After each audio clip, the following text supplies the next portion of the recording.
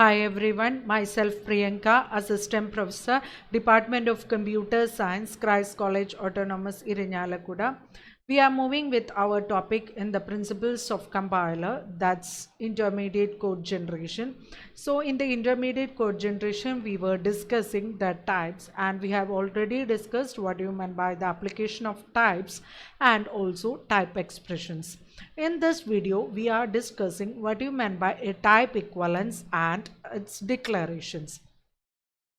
So before moving into the type equivalence, different types, I'm dealing with your basic question: how we can say in C two variables have the same type? Two variables or two expressions have the same type. So that's checked by the simple logic that if that two variables or types, expressions return the same data type, that are said to be what? Equivalent. Okay. So that's the simple idea. If they return the same type, that are said to be what? Equivalent. So that is said in type equivalence also. If two type expressions have the same is said to be equivalent if they return the same type. Okay, so that if they return the same type, that two type expressions are said to be equal, otherwise they are said to be not equal. But the problem here arises is that if that type expression refer to itself, there is no problem. But if that type expression refers to another name, it makes problem. So when I say this, you can't able to understand. You have already studied in C the type def. What do you mean by type def?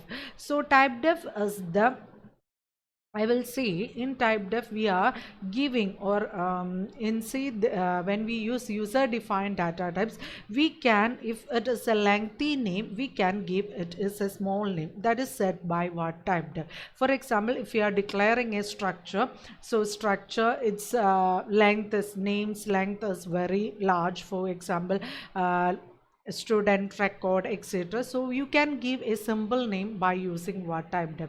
Like alias concept, we are giving another name for a variable or a structure, so that's called what? Type def.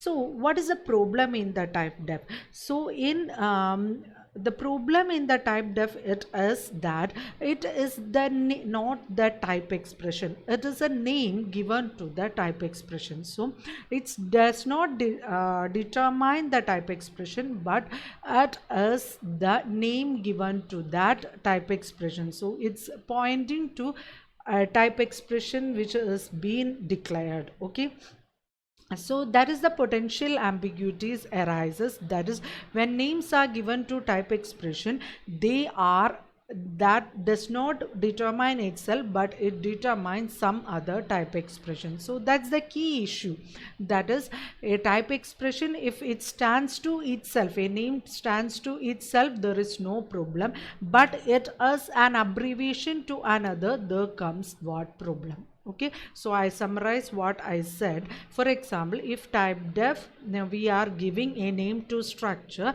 So for example, if I am giving by type def, I am giving a name to the structure. For example, I am using type def and I am giving name to the structure as n1.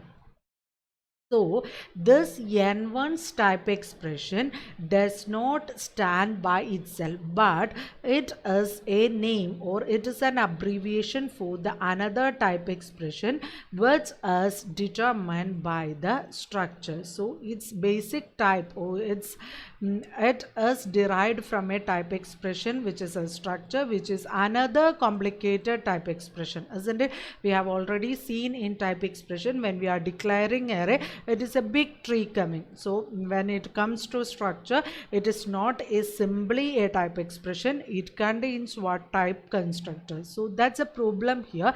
This name is not standing by itself, it is an abbreviation to another type expression.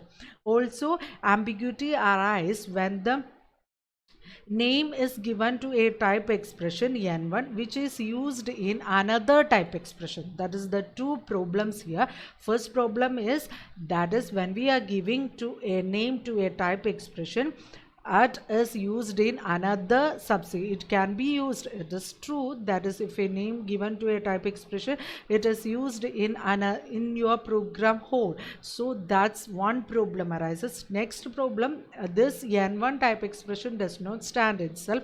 It is an abbreviation for what? Another type expression, a different type expression it can be used. For example, if we use an array itself, if we use a type def for an array, so it's type def as a, so a does not stand by itself, it is an abbreviation for the array which we have declared earlier. Okay, that is the problem here comes. So that is the main problem when we look into the equivalence of the type expression. Now, although we have two types of type expression, type equivalence, not type expression. I'm extremely sorry, that is meant by type equivalence. So there are two types of type equivalence. First one is structurally equivalent and another one is name-wise equivalent. Before going into the structurally equivalent and name equivalence, every type equivalence is represented by a graph. For what we are representing graph? For example, I have said the earlier situation, that is if I type def, I declare a structure is given by a name n1. So this n1 can be used in another expression which is also pointing to what structure, isn't it? Both are using the same memory. Since structure we are declaring, it is given a name for what? N1. Okay, this n1 is given name, so this n1 will point to here. Again, if I declare s1 is equal to n1, so n1 is equivalent to s1 means s1 will also point to this. Okay, so that's why every type equivalence are represented by graph to see to know the relationship between how these variables are represented and how these are connected, to know that we always represent the type equivalence with the help of what? Graph. Okay, so now we see two types of type equivalence. So first one is structural equivalent. If it are structurally equivalent, they must have the same basic type. Basic type must be same and they must be formed by applying constructor to structurally equivalent types. What do you mean by that? If first condition is very simple, they are same basic type. If two variables, if for example a and b, they two are having the same basic type, they are structurally equivalent. Otherwise they are formed by applying, that is a is formed by applying array and b is formed by applying array, and these two arrays must have the same structure type. These two structures must be same. If we are using some constructor to build this a and b expression, they that constructor must be structurally equivalent. That constructor must have the same basic type, etc. So from this constructor we again check the structure equivalent. So there comes same constructor we are using, and that constructor must be what? Structurally equivalent means they must have the same basic type. Otherwise we can have one more condition. One is a type name that denotes another. This is a very important point. This point, as I have already discussed, that is meant by what? Type def.